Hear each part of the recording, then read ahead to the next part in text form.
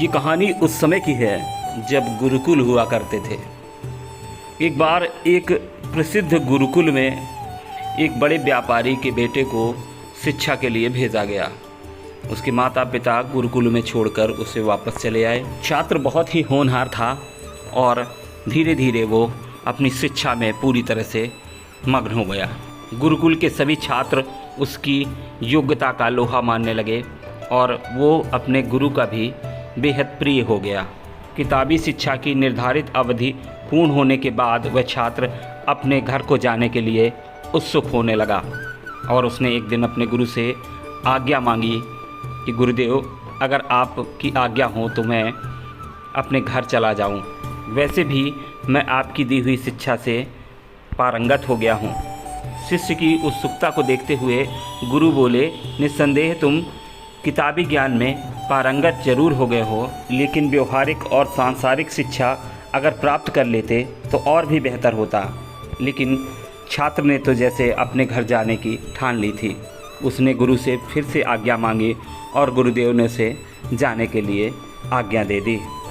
जब व्यापारी का बेटा शिक्षा लेकर अपने घर पहुंचा तो उसके घर वालों की खुशी का ठिकाना नहीं रहा। आसपास पड़ोस में मिठाई बंटवाई गई, लेकिन ये सब पड़ोसियों और नगरवासियों को कहाँ रास आता, तो बस छींटाकशी करना शुरू कर दी। जैसे ही छात्र घर से बाहर निकलता तो उसके दोस्त से लेकर मोहल्ले वाले और नगरवासी तरह तरह के सवाल पूछते। कभी उसके गुरु पर कटाक्ष करते तो कभी छात्र की योग्यता का उपहास उड़ाते। छात्र जहां अपने बचपन के साथियों के साथ खेलने, अपने नगर का आनंद लेने लौटा था, वहीं दुनिया वालों के व्यंग, कटाक्ष और उपहास उसे डसने लगे। आखिर उस छात्र को अपने गुरु की याद आई और उसने अपने पिता से वापस गुरुकुल जाने की इच्छा जाहिर की। पिता पुनः उसे गुरुकुल छोड़कर आए और गुरुदेव से उसने अपनी पूरी कहानी बयां कर दी। अपने शिष्य की बात बड़ी गंभीरता से सुनते हुए गुरुदेव ने उसे कहा, इसी दुनियादारी को समझने के लिए तो मैंने तुम्हें रोकना चाहा था, लेकिन तुम चले गए। खैर, आओ मेरे साथ। गुरु ने एक शिष्य से अस्तबल से घोड़ा लाने को कहा और एक शिष्य घोड़ा लेकर गुरु के पास आ गया। उसके बाद गुरुदेव ने अपने प्रिय छात्र से गुरुकुल के बाहर चलने को कहा और जैसे ही गुरुकुल के द्वार के बाहर आए तो गुरुदेव ने कहा कि इस घोड़े पर सवार हो जाओ। शिष्य बोला, ऐसा कैसे हो सकता है गुरुजी, आप पैदल चलेंगे और मैं घोड़े पर सवार। लेकिन गुरु ने उसे अपनी आज्ञा बताते हुए घोड़े पर सवार होने को कहा और शिष्य घोड़े पर सवार हो गया। अब गुरु धीरे धीरे घोड़े की लगाम पकड़कर आगे की ओर चल दिए और शिष्य घोड़े पर बैठा घुड़सवारी का आनंद ले रहा था। आगे एक चौराहा मिला और कुछ लोग उस चौराहे पर फुर्सत से बैठे हुए थे। यह दृश्य देखकर चौराहे पर बैठा हुआ एक व्यक्ति अनायास ही बोल उठा, देखो तो इस मुश्चंडे को, घोड़े पर खुद बैठा है और बुजुर्ग को पैदल चला रहा है, शर्म नहीं आती इसे। शिष्य ने शर्मिंदगी भरी निगाहों से गुरु की ओर देखा।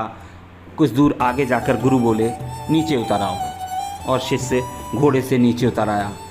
अब गुरु ने घोड़े की लगाम शिष्य को पकड़ाई और खुद उस घोड़े पर सवार हो गए। कुछ ही दूर चले थे कि एक नुक्कड़ पर फिर कुछ लोग फुर्सत से बैठे हुए थे और जैसे ही उन्होंने गुरु और शिष्य को घोड़े के साथ आते देखा तो एक फिर बोल पड़ा, इस बूढ़े आदमी को शर्म नहीं आती, एक बच्चे को लगाम पकड़ाकर पैदल चला रहा है और खुद घोड़े पर सवारी कर रहा है, क्या ज़माना आ गया है। आश्चर्यचकित निगाहों से फिर शिष्य गुरु की ओर देखने लगा। कुछ दूर चलकर गुरु ने फिर कहा, ऊपर आ जाओ, और शिष्य को भी अपने साथ घोड़े पर बिठा लिया। कुछ दूर घोड़ा चला और एक तिराहे पर फिर चंद लोग बैठे हुए थे और जैसे ही इस नज़ारे को देखा तो एक बोल पड़ा, कैसे कैसे इंसान हैं, जानवर को जानवर नहीं समझते, दो दो लोग लदे बैठे हैं, शर्म नहीं आती इन्हें। घोड़ा भी सोचता होगा कैसे लोगों से पाला पड़ा है। शिष्य फिर आश्चर्यचकित था और इससे पहले वो अपने गुरु से कुछ पूछ पाता, गुरु ने उसे घोड़े से नीचे उतरने को कहा और खुद भी नीचे उतर आए। अब उस घोड़े की लगाम एक और गुरु और एक और शिष्य पकड़कर दोनों पैदल घोड़े के साथ चल दिए थे। कुछ ही दूर चले होंगे कि एक जगह पर फिर कुछ लोग बैठे हुए थे और गुरु और शिष्य को घोड़े के साथ पैदल जाते हुए देखकर कहने लगे, कैसे कैसे मूर्ख इंसान हैं, इतना अच्छा घोड़ा लिया है और पैदल जा रहे हैं। अरे आखिर घोड़ा किस लिए लिया है? अब घोड़ा लिया है तो घुड़सवारी का आनंद भी लेना चाहिए था।